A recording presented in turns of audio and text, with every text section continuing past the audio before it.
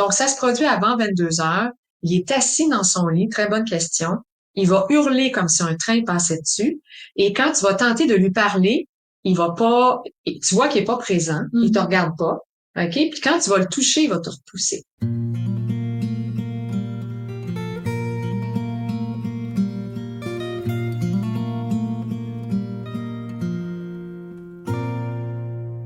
Bonjour les parents! Alors nous revoici à un nouvel épisode du balado SOS Dodo, percevoir le dodo au-delà des stratégies. Yes! Alors on est toujours en janvier, puis je sais que là, on se dit, ben là, le temps des fêtes, ça fait quand même 3 semaines là, qui est passé, puis pourquoi le sommeil de mon bébé il revient pas, puis pourquoi il se réveille en crise, puis en panique.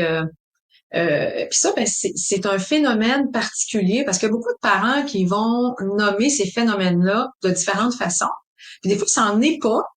Puis on appelle ça pareil de cette façon-là. Sais-tu de quoi je parle? Parce que j'ai rien nommé encore. Ben là, c'est un peu flou, là. C'est un peu flou, hein? Ouais, c'est ça. C'est ça. Alors, je parle des terreurs nocturnes. OK? Alors, quand un bébé se réveille la nuit et que tu fais le saut, généralement, tu penses tout le temps que c'est une terreur nocturne.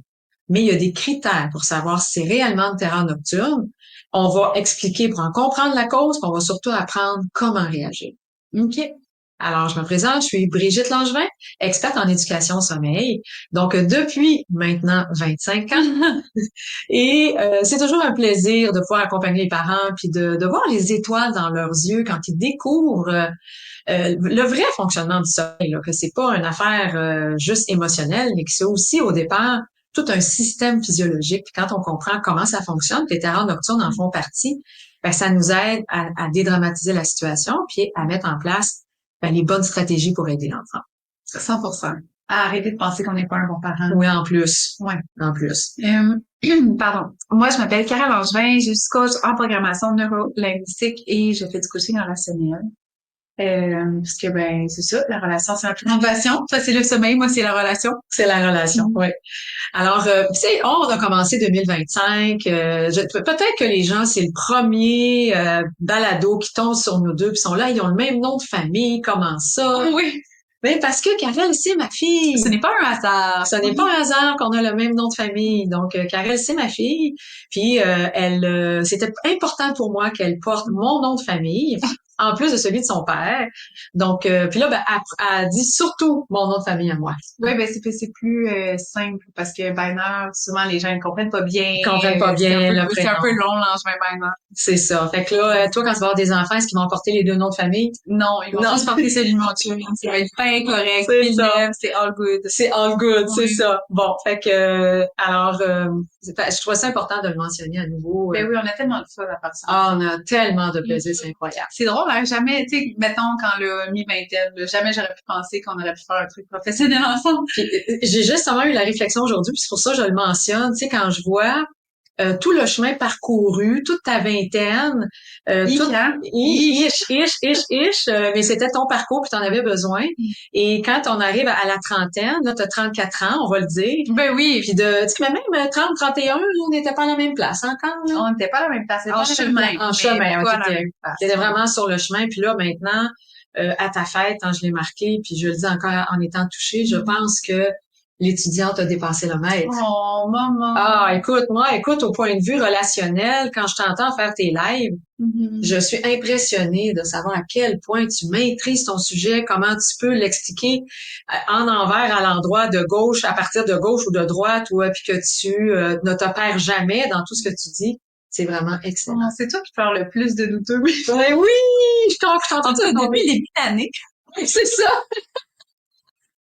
J'ai la sensibilité à fleur de peau. T'en ça dans ton relationnel, Ben, dans ton kinesthésique. Dans mon kinesthésique, c'est ça, plus connecté à mes émotions. Ça me fait drôle. C'est excellent. Ben oui, c'est ça. Fait que c'est une nouveauté pour 2025. J'allais dire quelque chose par rapport à ta vie relationnelle, mais je le dirai pas. OK. Tu veux pas le dire, je pense. Non, je sais pas de quoi tu parles, mais en tout cas, on s'en parle très bien. Quelle la curiosité. La terreur nocturne. Oui, on revient à la terreur nocturne. T'as-tu l'idée c'est quoi une terreur nocturne, toi? C'est quoi les critères qui fait qu'on dit que c'est une terreur nocturne? non, tu sais, c'est comme plus gros que s'éveiller parce que tu as fait un mauvais rêve, un cauchemar. C'est Est-ce encore que tu drôle, là. restes réveillé? Est-ce que tu te rends, tu sais, comme non, T'as c'est un peu aucune idée. flou. Puis c'est drôle parce qu'il y a une personne qui grimpe au centre d'escalade où je suis, puis un de ses fils fait des terreurs nocturnes, puis elle trouve ça vraiment très difficile. Elle sait pas comment réagir. Elle sait pas si ça va finir un jour. Elle sait pas trop c'est quoi qui est la cause, c'est spécifiquement, mettons. Fait que Mhm. c'est un peu, ouais, c'est un peu difficile quand là, dans un moment, il y en a beaucoup.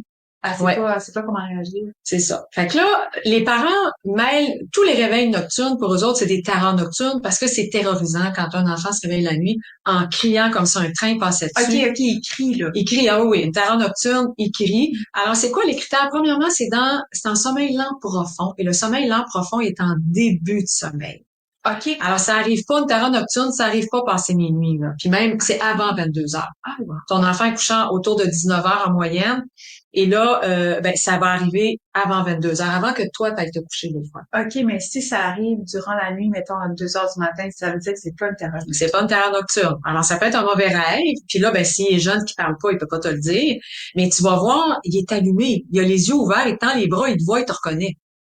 Ça, Tandis durant... que OK, ça, c'est après 2 heures du matin. ouais, parce que et soit quand ça arrive avant 22 heures, dans les 2 premières heures du sommeil de notre enfant, ben c'est que quand tu vas arriver, tu vas voir que tu as de la misère à connecter avec lui. Visuellement, il te voit pas.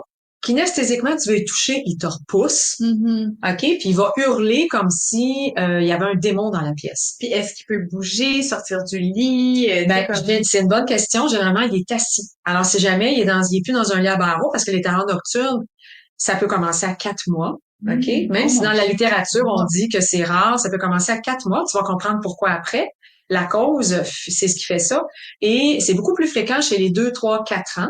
OK. Donc, et pourquoi, encore une fois, c'est la cause. Alors, ça veut dire qu'il déambule pas, parce que s'il déambule dans la maison, c'est plus une terreur nocturne. OK? C'est du somnambulisme. Mais s'il le fait en hurlant sa vie, ben là, c'est un mix de somnambulisme Ça et se de, peut, ça. ça se peut. On a notre amie Anne en commun, dont une de ses jumelles En fait, a ça. fait ça à l'âge de 7 ans. Donc, lors de l'entrée scolaire, il y a beaucoup de bouleversements. Donc, il y a le stress qui est en cause et il y a la dette de sommeil. Ah, wow. Ouais. Alors, écoute, elle l'a pas filmé, là. Je pense que c'est arrivé 2, 3 soirs d'affilée, mais c'est paniquant, là. Hey, ça doit. Parce que tu peux pas rentrer en contact avec elle. Puis là, elle parle, là, elle a 7 ans, elle peut parler, puis elle peut dire des choses, là. Mais tu sais, nos enfants de 2, 3, 4 ans, c'est tellement abstrait pour eux. Si on les réveille, ben ils savaient même pas, là, OK? Alors, je recule un peu parce que là, on a dit beaucoup de choses en même temps. Donc, ça se produit avant 22 heures. Il est assis dans son lit. Très bonne question. Il va hurler comme si un train passait dessus. Et quand tu vas tenter de lui parler, il va pas, tu vois qu'il est pas présent. Il te regarde pas. OK? Puis quand tu vas le toucher, il va te repousser. Alors ça, c'est les signes. C'est quelque chose, là. Ouais, c'est quelque chose. C'est les signes d'une terreur nocturne. Combien de temps ça dure? OK? Ça peut durer de 15-20 secondes à 3-4 minutes qui te paraissent être Des heures. c'est ça, 2 à 3 heures, des heures, là, vraiment. Et de façon spontanée, qu'est-ce que le parent, tu penses, cherche à faire quand il voit son enfant dans cet état-là? Le Il peut pas, réveiller. ben oui, il peut pas rentrer en relation avec. Alors, ça le fait paniquer. Il veut le réveiller. Ouais. Mais l'enfant qui se réveille, imagine-toi, là, tu te réveilles, t'es assis dans ton lit, tu pleures, t'as chaud, le cœur te débat, mais tu sais pas pourquoi. Fait que là, si t'as 3, 4, 5 ans, ben, tu vas t'en rappeler. Tu as la capacité de te rappeler de ce qui s'est passé. Donc, tu peux associer après ça dormir à avoir peur, à quelque chose d'épeurant, parce que tu comprends pas pourquoi que tu te réveilles dans cet état-là. Alors, il faut pas le réveiller. Puis il y a des parents qui s'imaginent que si on le réveille, il va mourir, que si on le réveille pas, on va mourir, que là, c'est dangereux. En fait, c'est que physiologiquement, comment ça s'explique, c'est que c'est une période de sommeil lent, mais la fatigue est tellement grande qu'il y a du sommeil paradoxal qui se glisse en même temps. Et dans le sommeil paradoxal, ben, t'as la mémoire de rêve. Alors, c'est pas un bon rêve qui se glisse, OK? Donc, c'est généralement un mauvais rêve, mais que l'enfant ne se souvient pas. Quand tu le réveilles, il se souvient de rien. Alors, évidemment, c'est des études scientifiques qui révèlent ça. Et puis comme il est dans un sommeil lent, ben il peut manifester, il peut bouger, contrairement au sommeil paradoxal. Alors, c'est un mix des deux qui fait que tu as un contenu dans la tête et que en même temps, ben, t'es pas conscient de tout ça. OK? Alors, il y a les enfants qui ont été abandonnés, qui font des terreurs nocturnes. Qu'est-ce que tu veux dire? des enfants abandonnés, c'est des enfants que se retrouvent dans des centres jeunesse parce que les parents n'ont pas les compétences. Donc, ils n'ont pas su répondre à leurs besoins. Puis se retrouvent dans des centres jeunesse, dans des familles d'accueil. Et ces enfants-là qui ont été abandonnés parce qu'on n'a pas répondu à leurs besoins sur plusieurs jours, pas pendant 5 minutes, là, sur plusieurs jours, il y a comme une espèce de traumatisme qui s'installe. Émotionnel. Puis un des moyens de liquider ça, ce sont les terreurs nocturnes parce que l'enfant ne se souvient pas de ce dont il est en train de rêver. Mais est-ce que ça pourrait pas être une trop grande charge de stress aussi? Voilà, c'est une trop grande charge émotive. Puis c'est comme si le cerveau était programmé pour ne pas que ça se fasse de façon consciente. OK, mais si t'es dans une famille où les deux parents s'aiment, où il y a une vie stable, ça peut être juste une trop grande charge de stress seulement du point de vue de l'enfant. Mais écoute, on parle même plus, là, c'est juste une dette de sommeil souvent dans ce temps-là. Ah, ouais? Ben oui, la dette de sommeil, là. Elle a vraiment un grand impact. Un grand impact sur la qualité et la durée des nuits, là. C'est incroyable. OK? Alors, là, ta question est tellement appropriée, là. Alors, j'en parle, OK? L'enfant qui a été abandonné, un enfant adopté qui a été abandonné, qu'on est une famille d'accueil, peut être susceptible dans les premiers temps de faire une terreur nocturne. Pour les parents qui accueillent, c'est terrorisant, mais bonne nouvelle, c'est qu'ils s'en rappellent pas le lendemain matin au lendemain. OK? Si tu le réveilles pas, il faut pas le réveiller. OK? Là, les parents qui m'entendent sont là, faut pas le réveiller. Mais pauvre enfant, non, il sait pas, il s'en rend pas compte. C'est pauvre parent, là, OK? Parce que toi, t'es là devant. C'est toi qui s'en rends compte. T'es impuissant, là, devant la manifestation qui se produit présentement. Alors, quand c'est un enfant aimé, puis que avec ses parents, souvent un enfant malade, vers la fin de la maladie, peut faire des terreurs nocturnes. Tu veux dire une grippe, là, mettons une grippe à la fin des vacances, parce que la fatigue s'est accumulée. Il peut avoir des terreurs nocturnes. Alors, lors d'une entrée à l'école, comme on parlait de tantôt, il peut avoir des terreurs nocturnes. C'est pas à cause du stress, mais à cause de la dette de sommeil. Le stress peut être inclus un petit peu là, mais c'est souvent parce que ça génère beaucoup de fatigue, puis on pense pas à coucher nos enfants plus tôt dans ces situations-là.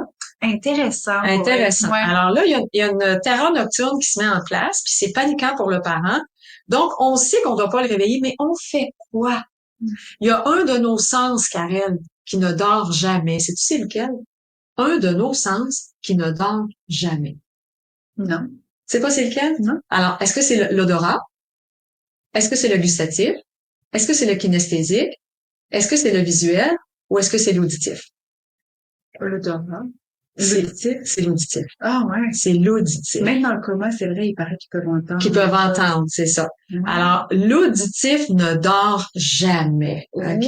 Pour la survie de l'individu. Ben oui, ça fait mais au grand détriment de certains couples dont le conjoint ronfle, par contre. Le conjoint. Oui, ça arrive, mais c'est plus souvent l'inverse, mais t'as raison, ça arrive aussi.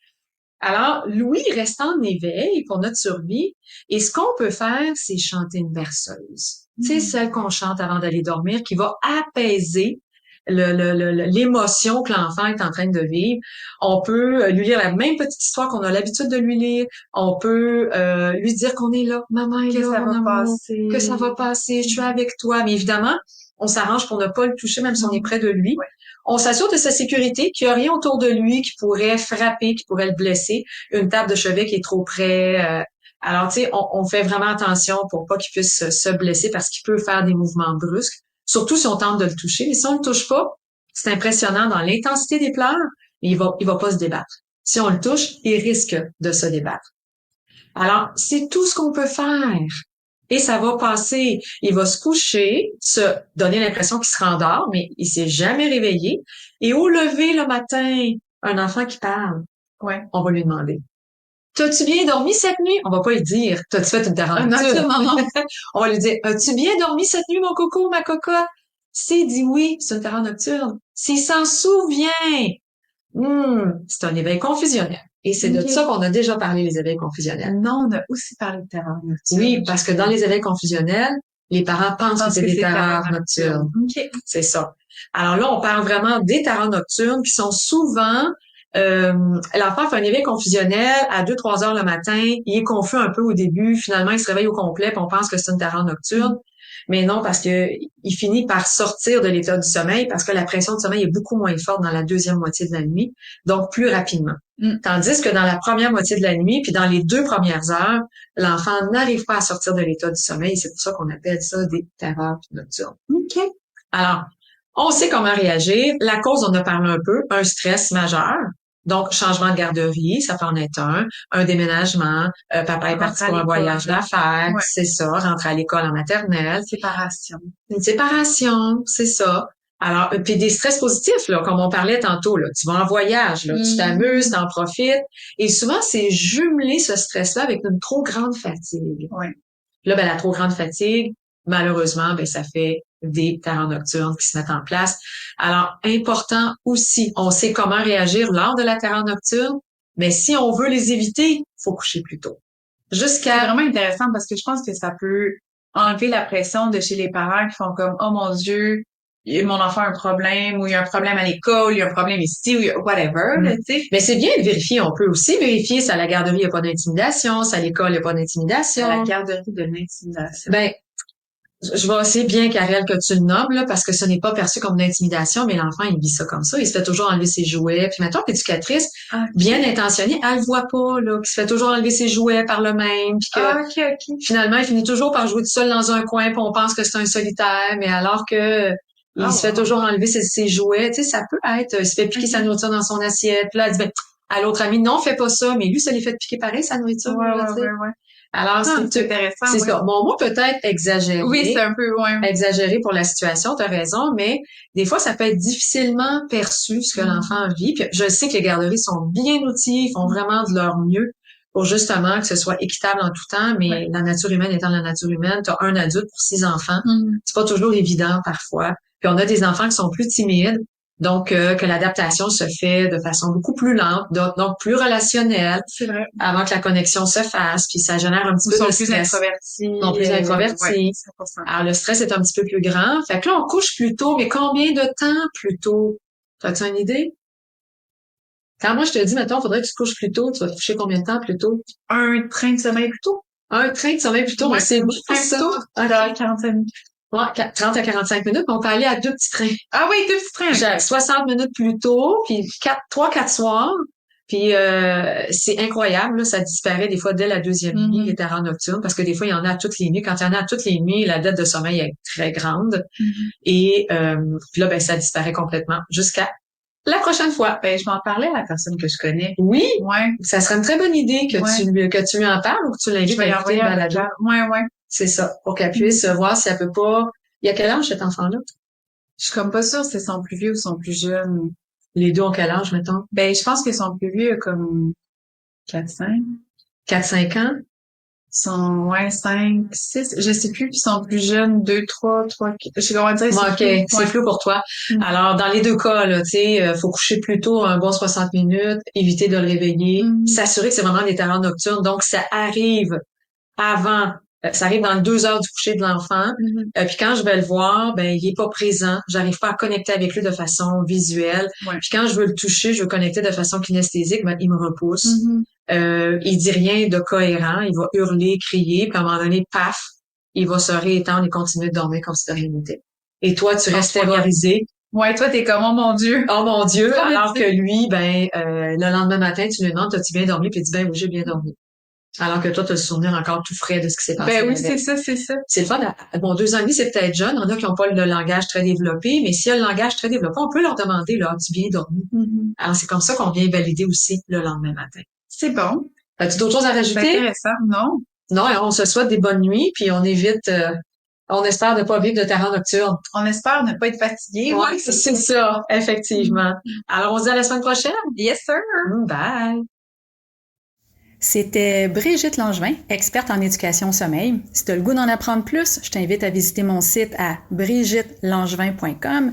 Puis si vraiment tu as le goût que le sommeil, ce soit pas toujours sur un coup de dé et que ça fonctionne, ben j'ai une formation Les Amis du Dodo. Clique sur le lien plus bas, tu vas en apprendre plus. C'était Karel Langevin, coach PNL. Tu peux aussi aller visiter mon site web karellangevin.com. Si ça pique ta curiosité, j'ai créé une merveilleuse formation, la PNL au service de l'enfant. Clique sur le lien juste en dessous si tu veux en savoir plus.